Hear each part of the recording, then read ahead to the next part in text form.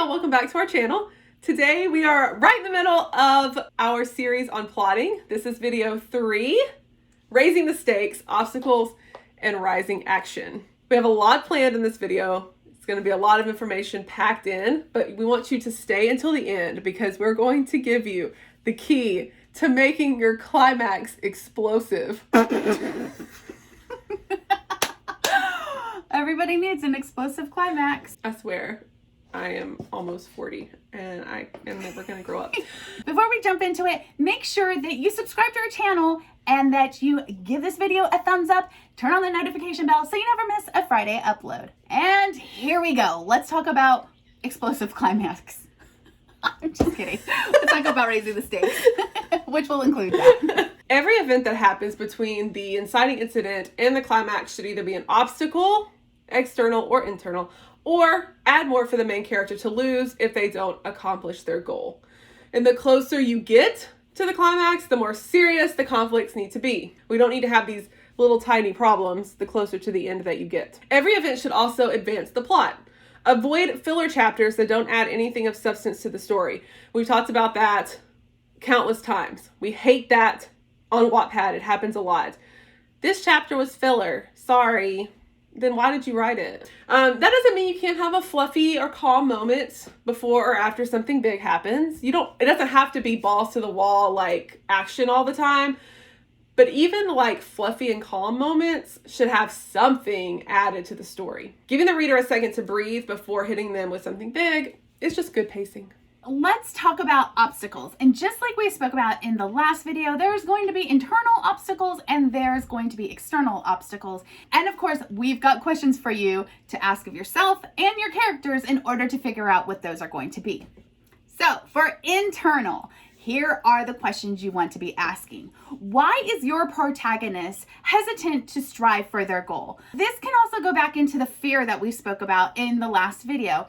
The next question is going to be, what emotionally makes them falter? Again, the fear is probably going to play into that as well. Also, they're caring for other people around them. They're caring for themselves, or, being really self-centered. It can be all of those things. So it doesn't have to always be like some self-sacrificing thing.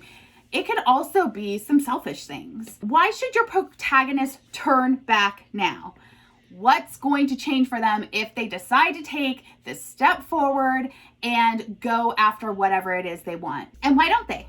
What is it that really pushes them forward? Again, this is all about moving forward and what's at stake. So these are the questions you want to ask of your story, of your characters, to figure out what is going to be the internal obstacles that they're going to face and how they're going to go about facing them. And then you've got your external questions that have to do with other characters, external forces, which are honestly just as important as the internal stuff. Why is the antagonist trying to stop your main character? Why do they care? So that should be a question that you ask, because usually your antagonist isn't just trying to stop them because they're an asshole. I mean, they probably are an asshole, but that's probably not their reason. They probably have a deeper reason. So what is that? What will happen to the main character or those around them if the antagonist gets their way? What will happen if the villain wins?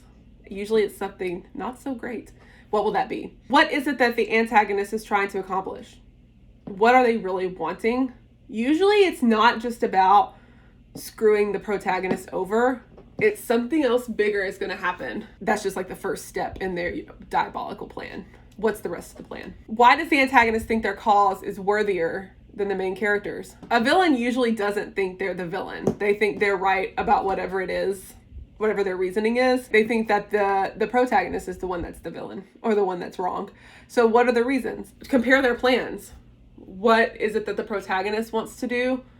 And what is it that the antagonist wants to do? Why does the antagonist think that their plan is so much better than the protagonist?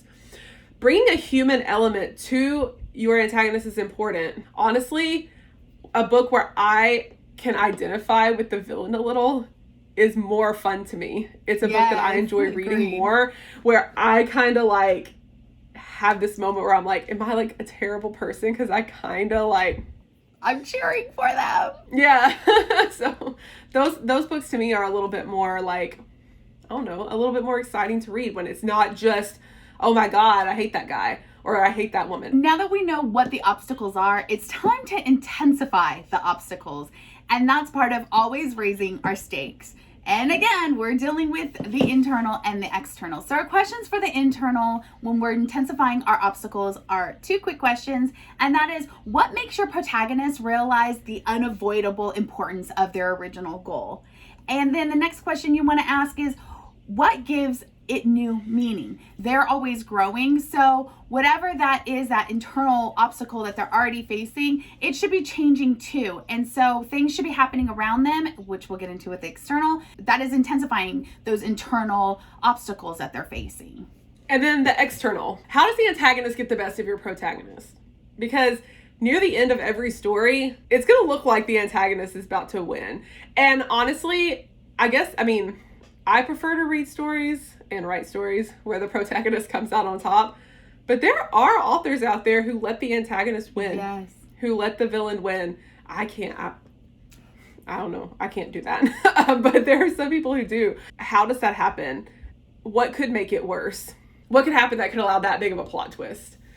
And what would happen to make the protagonist believe there's no way that I can win now? This is the part of books that I hate this part.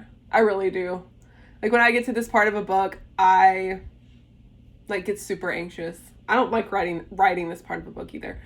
And this is like the point of no return. And the internal part is like what's happening to change your protagonist so they'll never be the same again. This is when things are like, shit's getting real at this point. And this is like right before everything's about to go. Yes. And this is all like happening in here. Before things happen out here. And to me, the things that happen in here are like even more painful to read and write, honestly. And then externally, what happens around them that makes it impossible for them to give up? There should come a moment that there is a external driving force, and you need to figure out what that's going to be for your character.